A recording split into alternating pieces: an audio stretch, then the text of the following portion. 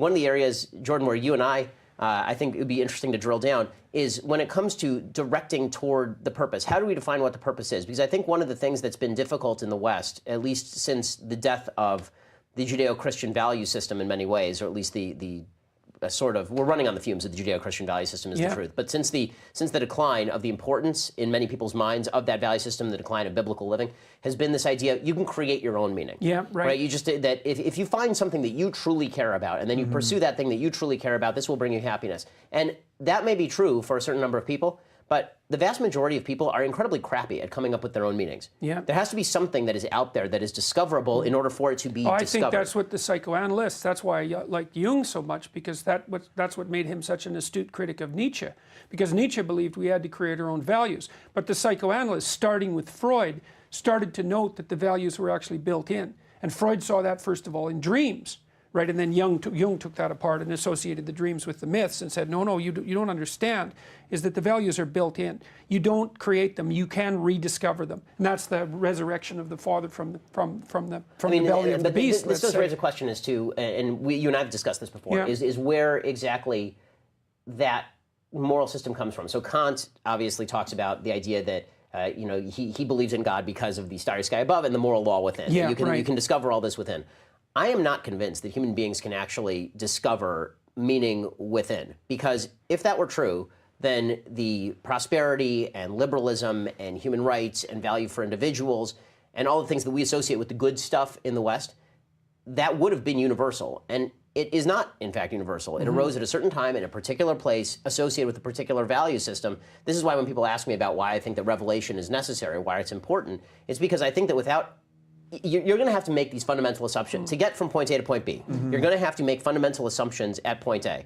Now, you can either get that from revelation, or you can just assume it, and then try to explain where those assumptions came from, or you can just pretend those assumptions don't exist, which is, I think, actually what Sam sort of does. And I hate to criticize Sam in his absence, but I think that Sam sort of just assumes that when he says things like, we're here for the greater flourishing of human beings, you actually have to define every one of those terms. There are a bunch of assumptions baked into what all of that means that he's making, and I'm not sure that Sam will acknowledge he's making them. But that's why, to me, and this is sort of thesis of my book next year, the West is built on the basic revelations of Jerusalem, meaning human beings are made in God's image with individual value and with individual purpose, and with a collective purpose where we get together and we pursue living in a more virtuous way. And that's one pole. And the other pole is the reason of Greece, where we have the capacity to look at the world around us and draw conclusions from that world. And on those poles are built all of modern science, are built all of economics, are built the free speech and free lives that we live right now.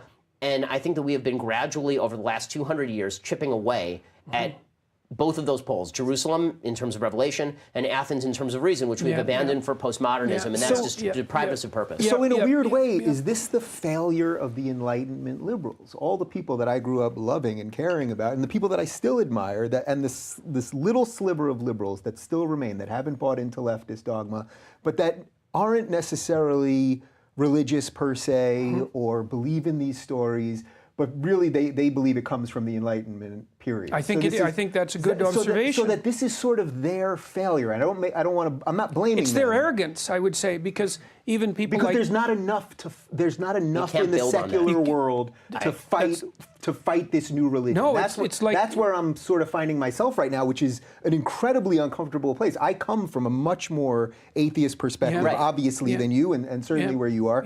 And yet I can see what the future is now. And it's like, there's nothing left over there. And we do need some fundamental truths. That's just the position that I've been cornered into. You can't have the Enlightenment without the mythos underneath it. Exactly. You see, so this is where you and Sam disagree, and also right? where I disagree with people like Steven Pinker. Exactly. I mean, I'm an Enlightenment guy, but the thing is that when I look backwards in time, you know, what people like Harris and Pinker attribute to the Enlightenment, I see as the Enlightenment being the latest flowering of a process that was indescribably older than that. This is exactly right. And in the historical sense, certainly grounded in the religious traditions, but and then from my perspective, grounded in something that's biological, that's far deeper than that, like our true proclivity towards admiration for competence and reciprocity.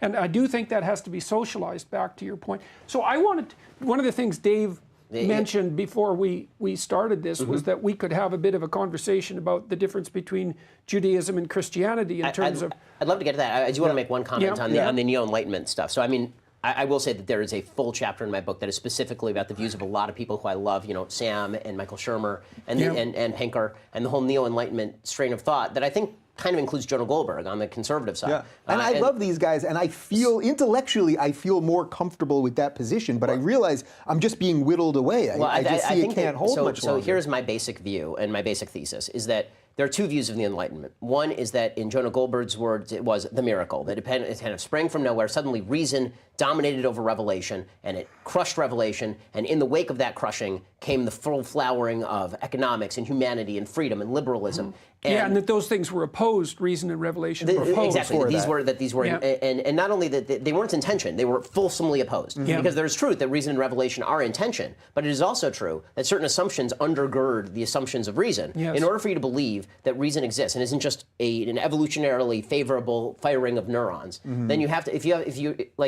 I think that Sam's position that objective truth exists in the absence of anything remotely approaching a system of assumptions is unsupportable. It's completely unsupportable. I think that because you are built to create more little copies of you, right? I mean, this is evolutionarily speaking what you are created to do. How that has to do with discovering objective truth is utterly beyond me. And what it has to do with the existence of objective truth. In any case, the Enlightenment is based on certain fundamental assumptions. It's based on the idea that you can act as an individual freely by making rational decisions in a predictable world of laws, right? Every one of those assumptions is ungrounded in a world of pure scientific determinism. It just doesn't exist. So the Enlightenment actually ate itself. The Enlightenment ate itself. What happened is that the Enlightenment was, and I think that you see this in Kant, Kant sees all of this. He sees that this struggle is coming, and so he attempts to re-inject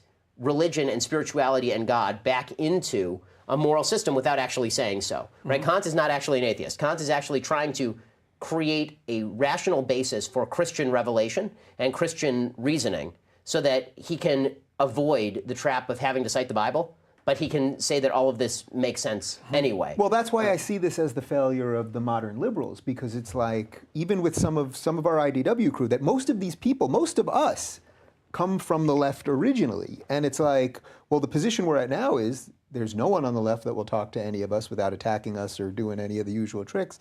Now we've got all of these people like you and Prager and the rest of them that are willing to talk to us, willing to debate, all of this. And I still see a hesitancy because people, it's so sort of built into people that conservatives are evil, or that even thinking about the world through a religious lens or anything like that is somehow evil or dumb or something like that. And it's like, I just can't play by that game anymore. I think that the psychoanalysts and some of the neuroscientists that I knew too, the ones that were more informed about emotion and motivation, and also interested in dreams and instincts. So those would be the neuroscientists who are more concerned with emotion, rather than the cognitive types. The cognitive types are like the rationalists in the psychology field. They're very open they were surprisingly open to Jungian ideas. The idea that, our rationality is embedded inside our emotions, and that's all embedded inside our motivations, and that's all embedded inside our bodies. So rationality isn't this what would you call it, free-floating soul in some sense that's capable of contemplating the objective world, but something that's deeply embedded inside all sorts of other structures on which its validity is dependent. One of the things the psychoanalysts were so good at pointing out, and that I think is in accordance with the neuropsychological evidence, is that your rationality is bounded by the dream. And it's literally that way, because if you are deprived of dreaming, which kind of puts you in the mythic world, then you literally lose your mind. There has to be that continual dialogue between revelation that would be associated with the dream world and rationality, or rationality cannot sustain itself. And the reason for that is that, as far as I can tell, is that the assumptions of rationality are in the mythos, which was the argument that I was trying to make continually with Sam. And so then the question is, what constitutes the mythos? And so one of your points was, well, there's this idea that human beings are made in the image of God. And so I've been thinking about that a lot. And so my sense is something like this, is that, and you tell me what you think about this. Okay, so you wake up in the morning and your consciousness emerges from nothing in some sense. And what you see in front of you, you aren't determined like a clock in what you're going to do that day. In fact, your consciousness is in fact that part of you that deals with what is not yet determined.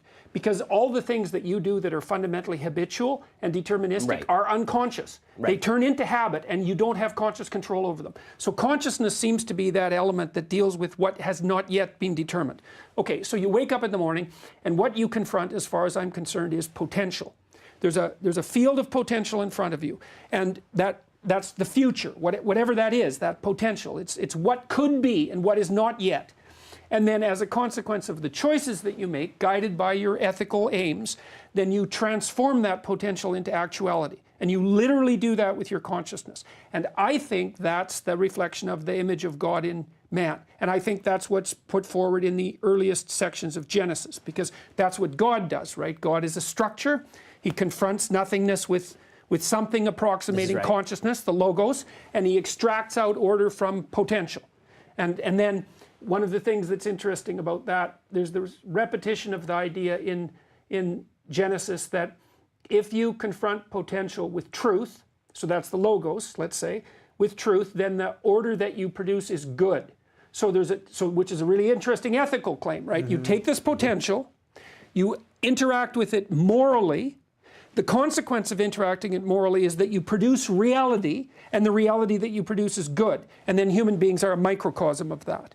Does that seem right? No, that's exactly right. I mean, I think that this is the kind of philosophy, in philosophy terms, this is basically the argument of both Maimonides and Thomas Aquinas, who are making this argument basically at the same time, is that, you know, at the beginning when it says, Bereshit bara Elokim et hashamayim va'et it's that in the beginning God created the heavens and the earth. What makes human beings in the image of God is our creative capacity. And the creative capacity is the ability to transform through an act of will something that was not into something that is. And that's what the beginning chapters of Genesis are. It's God taking things and just making them. And then what makes them good is that these things are, this is the Aristotelian part, is that these things are directed toward a purpose. So what the idea of Greek rationality, what distinguishes it from other ideas of rationality, is that Greek rationality is based on a fundamental premise, which is that you can look at a thing and the thing was made for something, right? So if you look at a glass, the glass was made to hold liquid. And you can tell that because that's the nature of the glass. Now there's nothing in science that says a glass was made to hold liquid. It's just a piece of